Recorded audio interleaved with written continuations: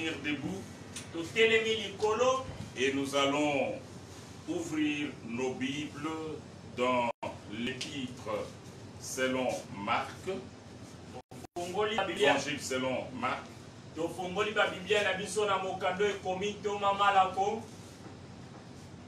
Nous sommes au chapitre 16.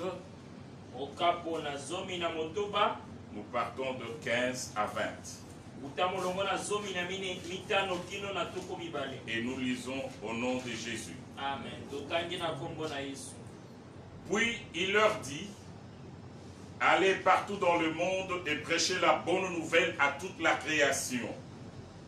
Celui qui croira et qui sera baptisé sera sauvé, mais celui qui ne croira pas sera condamné. Voici les miracles qui accompagneront ceux qui auront cru. À mon nom, ils chasseront les démons, ils parleront de nouvelles langues, ils saisiront des serpents, s'ils boivent quelques breuvages mortels, il ne leur fera point de mal, ils imposeront les mains aux malades et les malades seront guéris. Le Seigneur, après leur avoir parlé, fut enlevé au ciel et il s'assit à la droite des dieux. Et ils s'en allèrent prêcher partout. Le Seigneur travaillait avec eux et confirmait la parole par les miracles qui l'accompagnaient. Que notre Dieu bénisse sa parole. Nous pouvons nous asseoir. Alors, bien-aimés dans le Seigneur, nous avions commencé notre message sur les 5 doigts de la foi.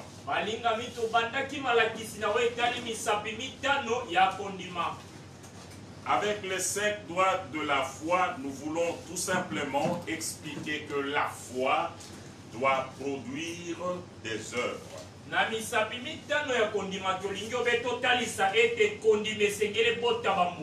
Nous avions expliqué comment les apôtres qui ont accepté ce message sont allés partout et partout ils prêchaient les mêmes signes qui sont énumérés dans ce chapitre les accompagner.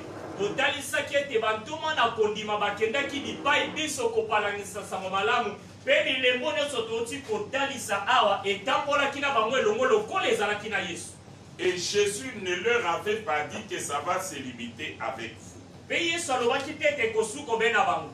Parmi les mandataires, il y a eu d'abord les apôtres, ceux qui ont été mandatés en premier lieu. Mais après il leur dit: allez prêcher. Ceux qui vont croire, voici les miracles qui vont les accompagner aussi.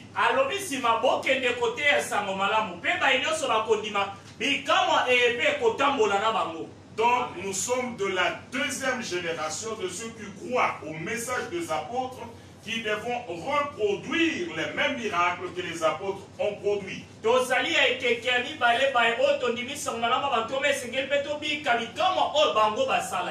avions dit que la première œuvre, le premier doigt, c'était chasser les démons.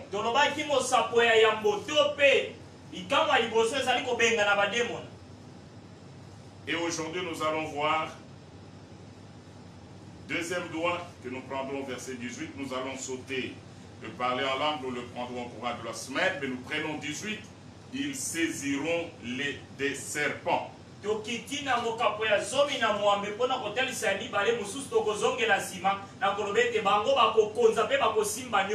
nous posons d'abord la question: est-il question de serpents physiques ou ça renferme une certaine connaissance, une certaine valeur?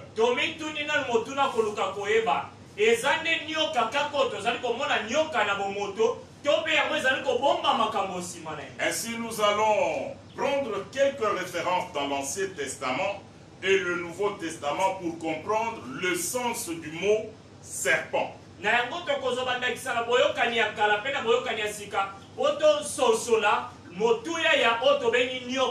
Nous allons dans l'Ancien Testament et nous ouvrons le livre de Deutéronome chapitre 8. Nous lisons le verset 15. Ça c'est Dieu qui parle, il dit: je t'ai fait marcher dans ce grand et affreux désert,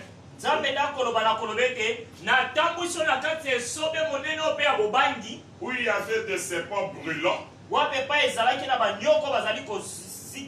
et des scorpions, dans les lieux arides et sans eau,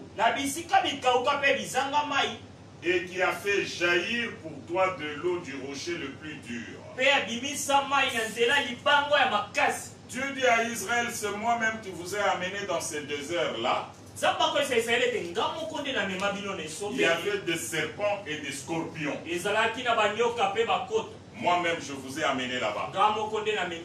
Et après, je vous ai donné de l'eau dans ce désert-là.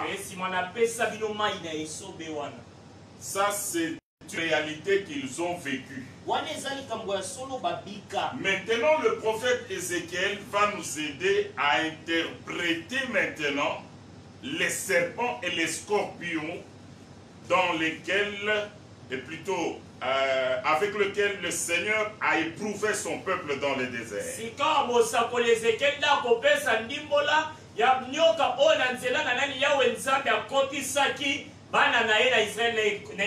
Les serpents et les scorpions du désert là,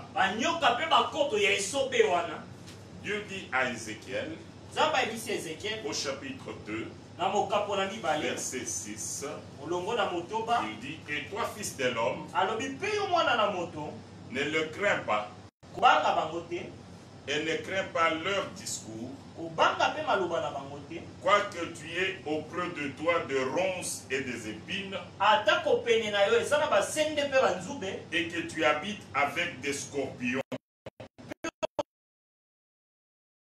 Le Saint-Esprit parle à Ézéchiel et lui donne l'interprétation de serpents et scorpions.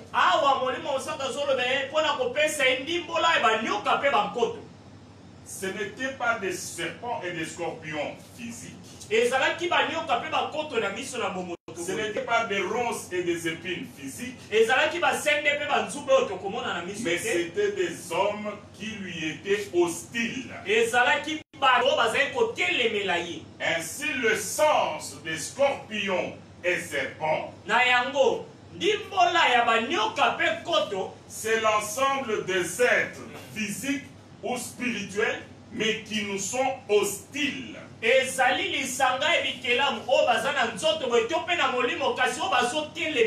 Ainsi, quand Jésus vient maintenant dans le Nouveau Testament, dans Luc 10, à partir de 18 et 19, il dit, je vous ai donné le pouvoir de marcher sur les serpents et les scorpions.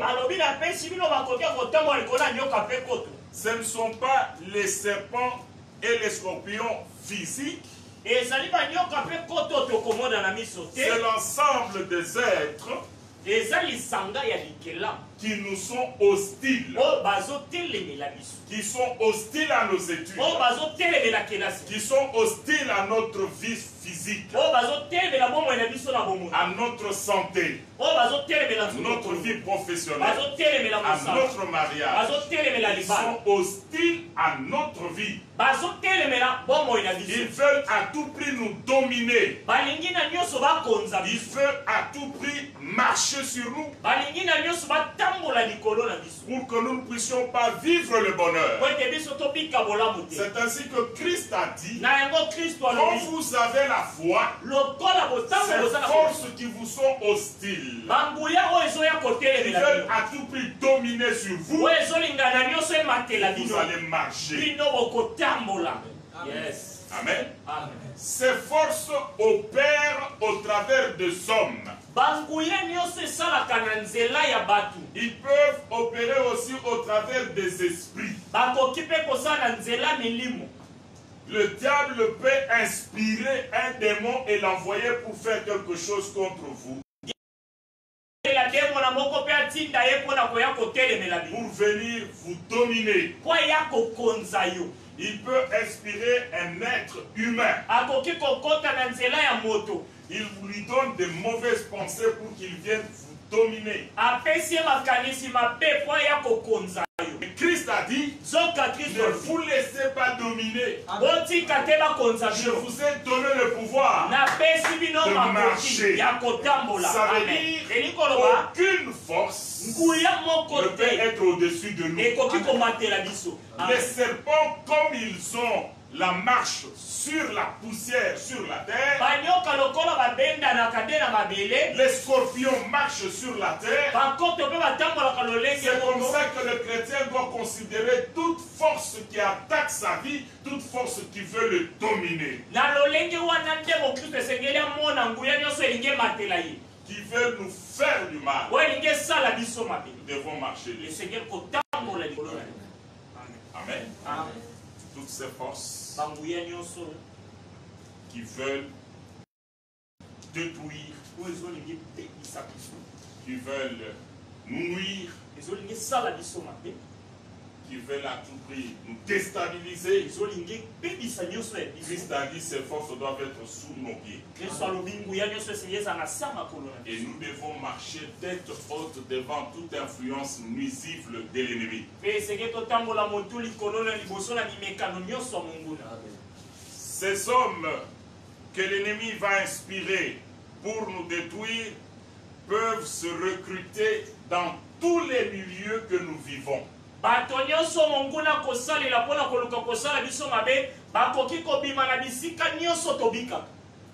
Les serpents et les scorpions. C'est ainsi que Dieu a dit à Ézéchiel que tu vis au milieu des serpents et des scorpions. Alors, n'attendez pas qu'un prophète vienne vous dire, frère, vous êtes combattu, sœur, vous êtes combattu. Soyez déjà armés de cette pensée-là que sur la terre, nous vivons au milieu des serpents et des scorpions, les puissances qui veulent à tout prix nous nuire. Que le monde des ténèbres utilise pour nous nuire. Mais nous devons être armés de la pensée de vainqueur. Ceux qui savent que Jésus connaissait déjà ce combat avant qu'il n'arrive. Il a dit, moi-même je voyais déjà sentir Satan tomber du ciel comme un éclair. C'est-à-dire il va influencer la terre. Il va utiliser les serpents. Il va utiliser les scorpions. Il va utiliser certaines personnes. Il va utiliser certains esprits pour vous nuire. Mais je ne lui ai pas laissé la liberté de tout faire. Je vous ai donné le pouvoir de marcher sur le serpent et les scorpions. Alléluia. Alors, bien-aimés, comme nous l'avions enseigné l'autre jour, les signes par lesquels nous pouvons reconnaître que le diable opère dans notre vie.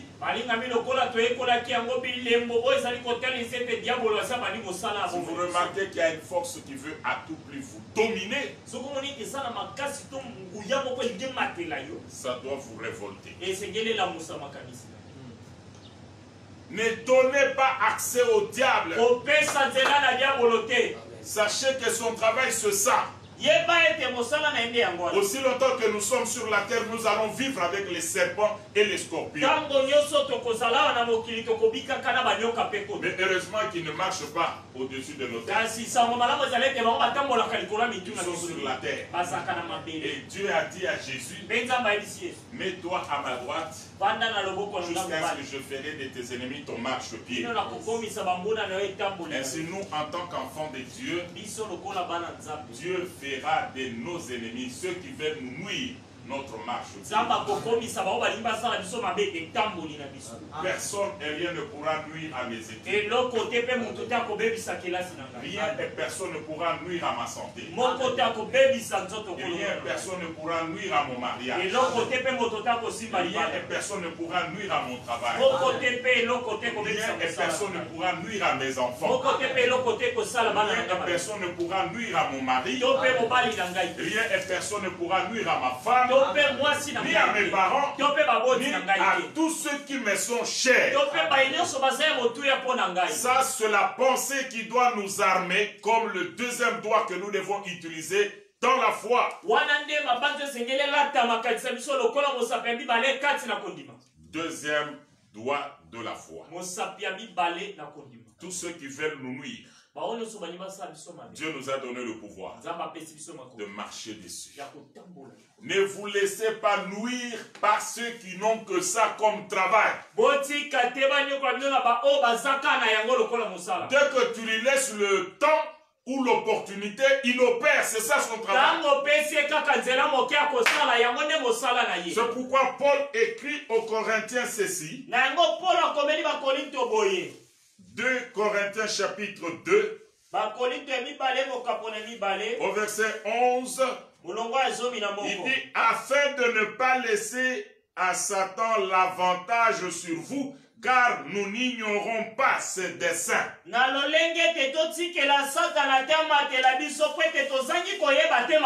Ses desseins, c'est nous nuire. Serpent et scorpion, c'est pour nuire.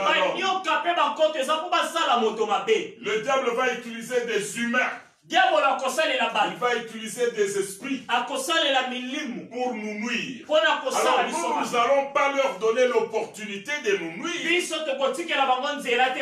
Nous avons reçu le pouvoir de marcher sur eux, de les écraser. C'est-à-dire, s'il y a des hommes ou des femmes qui tiennent des réunions nocturnes et se décident pour nous nuire, par notre prière, ils seront écrasés. Amen. Qu'est-ce que Dieu va faire d'eux, on ne sait pas. Mais seulement Dieu nous a dit à nous de marcher. Alors s'il y a quelqu'un qui se constitue en scorpion ou serpent contre moi, pour me nuire, quand je vais prier, Dieu s'en occupe. Pourquoi moi je vais dormir calmement? Parce que les scorpions et les serpents, Dieu s'en occupe.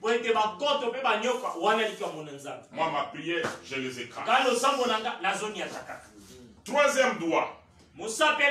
S'ils boivent quelques breuvages mortels, il leur fera point de mal. Marc 16.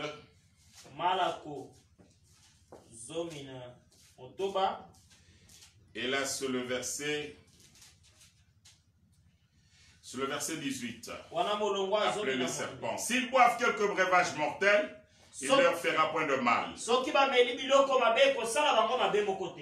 Est-ce que cela veut dire que nous puissions aller sur la route et commencer à demander, si vous avez le poison, donnez-moi, je vais essayer? Non, le poison, quand on donne du poison à quelqu'un, on ne lui avertit pas. Ainsi, nous pouvons définir ici le breuvage mortel. Nous pouvons définir ça comme toute œuvre spirituelle ou physique faite ou préparée à notre insu dans l'intention de nous amener à la mort.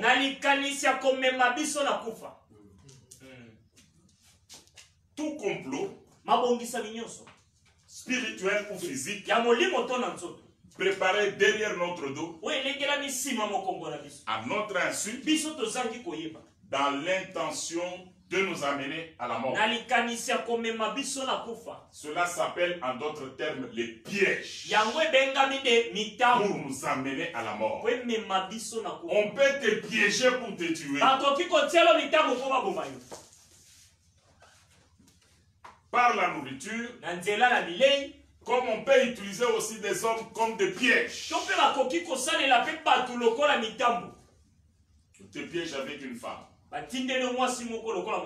Alors pour détruire ton ministère, pour détruire ton mariage, pour détruire ton travail, piège pour t'amener à la mort. Alors nous en tant que chrétiens, nous devons avoir aussi cette pensée de foi. Amen. Ils me feront la guerre, mais ils ne me vaincront jamais. Amen. Moi, en tant que chrétien, je sais déjà qu'il y a des pièges à gauche, à droite contre moi. Mais ils ne me prendront jamais dans leurs pièges. Jamais et jamais. Amen. David a dit, dans le séjour des morts, il n'y a personne qui peut te louer là-bas. Seigneur, pourquoi permettras-tu qu'on puisse me tuer comme ça gratuitement? Alors que je suis un instrument pour ta louange. Moi, David, je ne mourrai pas. Je vivrai pour annoncer les œuvres de Dieu. Amen. Chaque chrétien doit prier chaque jour et dire merci à Dieu. Seigneur, je te dis merci parce que je suis un missionnaire sur la terre. Tu m'as donné des grandes missions accomplies à 3 niveaux. Premier niveau, j'ai une mission dans ma propre famille. Avant de mourir, je vais laisser des traces dans ma famille. Amen. Pas des traces que nous avions notre frère, on mangeait avec lui les foufous. Et les œuvres que j'aurais faites en faveur de ma famille. Et les gens vont pleurer ce jour-là comme on a pleuré Tabitha. Aussi Tabitha n'est plus con. Qui va nous faire encore ça? Et on pleurera ce jour-là aussi. Richard n'est pas là. Qui veut faire ça? Il y aura des événements quand il se produit. Si Richard était là. Ainsi, chaque chrétien doit se dire, moi, je ne mourrai pas parce que j'ai une mission dans ma famille. Cela, il ne faut pas seulement le déclarer, mais il faut être quelqu'un qui accomplit des missions dans sa famille. Ta présence devient incontournable parce que tu accomplis ta mission dans ta famille. De deux, ta mission dans ton église. Tu dois devenir incontournable. Et tout le monde se pose la question, il est où? S'il était là, il allait soutenir cette œuvre avec son argent. S'il était là, il pouvait chanter. S'il était là, il allait jouer à la guitare. S'il était là, il allait jouer au drum.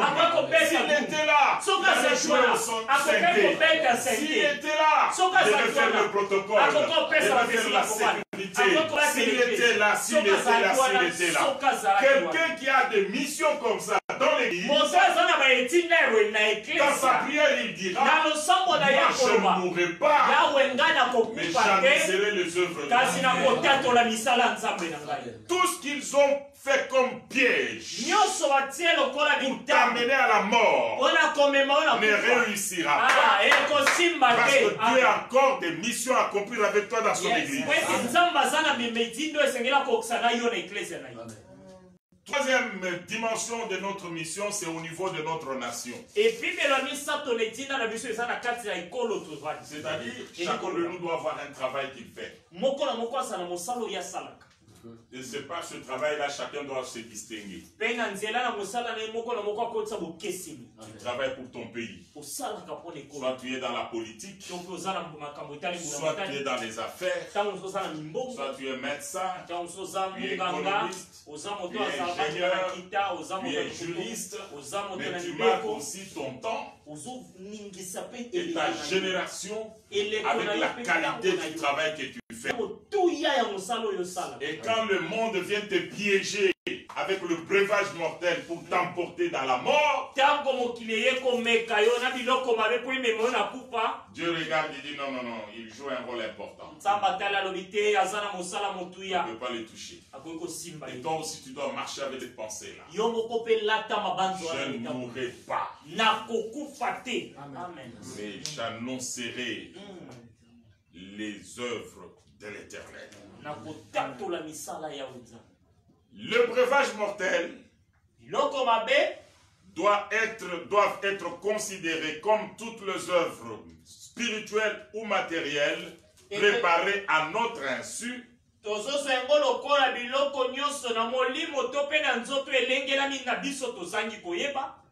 Derrière notre dos, mais dans l'intention de nous amener à la mort. C'est pourquoi cela est appelé piège. Mais toi, en tant qu'enfant de Dieu, tu dois savoir que ces pièges-là existent. Mais par la foi, tu ne tomberas pas dans leur piège.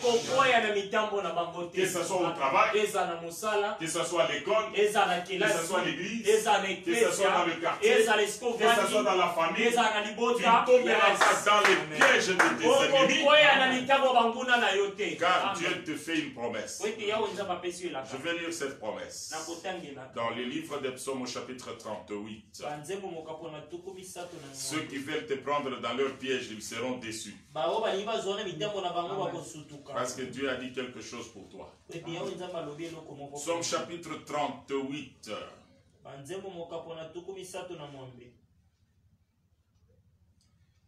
Versets 12 à 13. Psaume 38, 12 à 13. Mes amis et mes connaissances s'éloignent de ma plaie.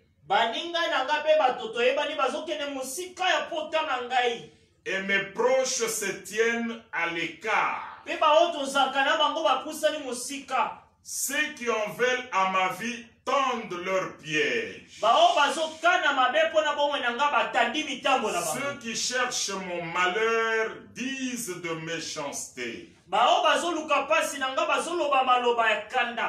Et méditent tout le jour des tromperies. Vous pouvez sauter. Verset 20. Et mes ennemis sont pleins de vie, pleins de force. Ceux qui me haïssent sans cause sont nombreux. Ils me rendent le mal pour le bien. Ils sont mes adversaires parce que je cherche le bien. Ne m'abandonne pas, Éternel, mon Dieu. Ne t'éloigne pas de moi. Viens en hâte à mon secours. Seigneur, mon salut.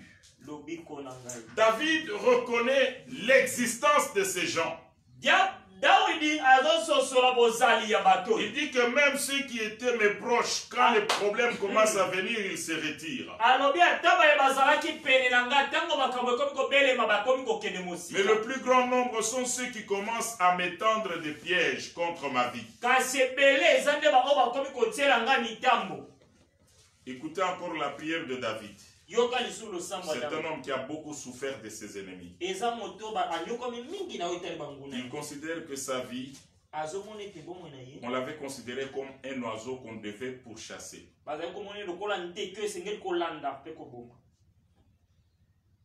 Psaume 64, verset 6.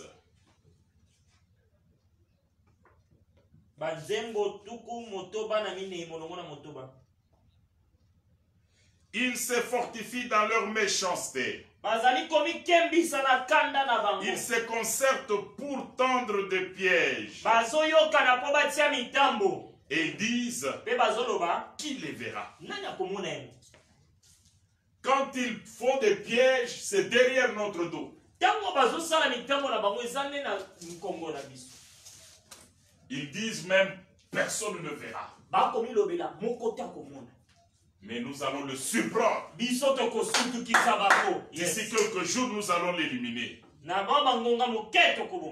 Nous allons le prendre dans le filet comme un oiseau. Mais la Bible dit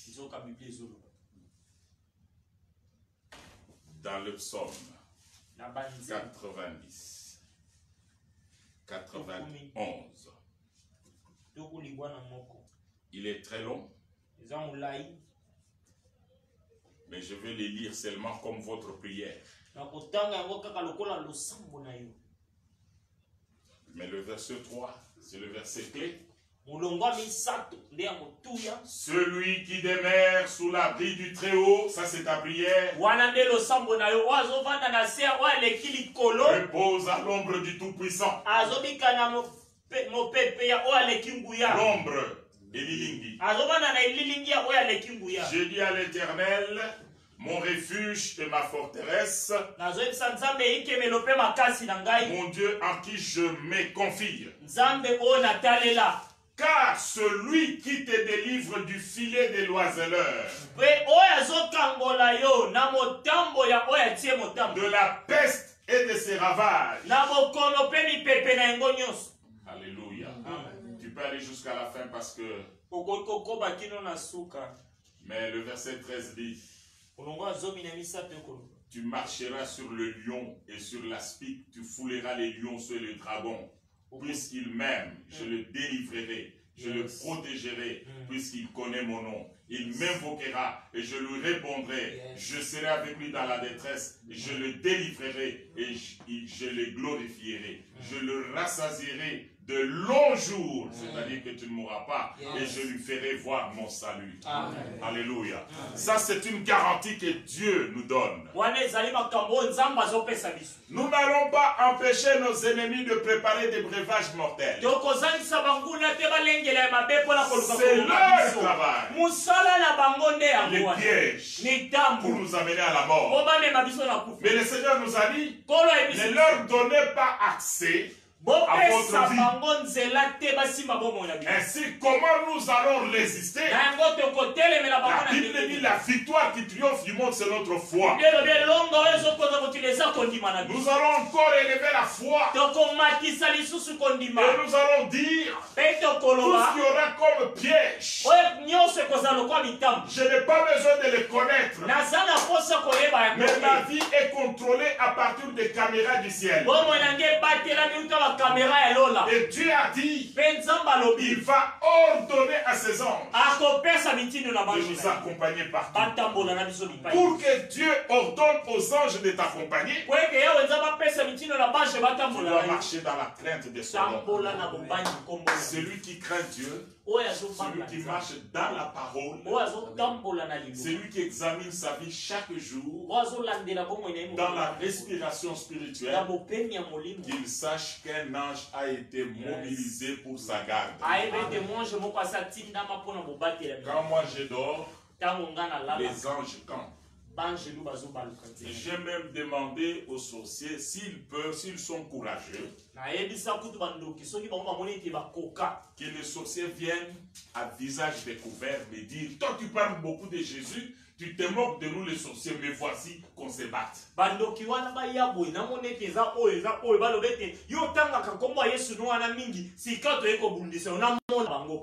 Dans la nuit. Comme ils pensent que c'est la nuit, le moment de leur pouvoir, de voir les ténèbres. Qu'ils viennent la nuit, à visage découvert, moi sorcier-tel. Moi aussi je lui dirais, moi Richard, serviteur de Dieu vivant. Comme je ne parle pas de Jésus, mais je suis avec Jésus. Le monde de ténèbres le sait. Dans le domaine de la foi, tu ne vas pas intimider les démons avec les paroles, mais tu dois avoir une foi agissante. C'est-à-dire ta vie elle-même. Tu es avec Dieu. Tu ne vas pas commencer à chercher Dieu quand tu seras attaqué. Mais tu es avec Dieu. Aussi longtemps que tu seras avec Dieu, ils te feront la guerre, mais ils ne te vaincront jamais. Aussi longtemps que tu es avec Dieu, toute arme forgée contre toi sera sans effet. Et toute langue qui s'élèvera en justice contre toi, tu vas la condamner. N'aie pas peur.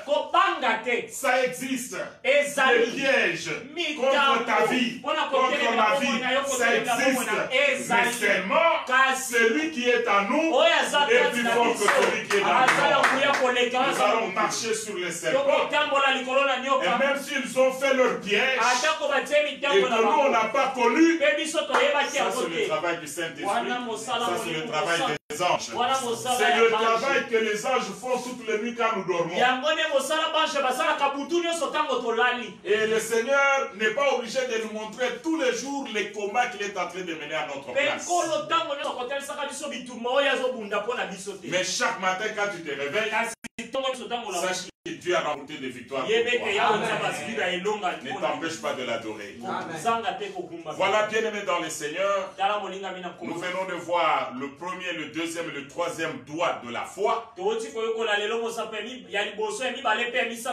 il nous reste le quatrième et le cinquième. Le parler en langue. Et imposer les mains aux malades. Et ça, nous verrons au courant de la semaine. Tout passera. Et la parole de Dieu ne passera jamais. Et notre Dieu bénisse.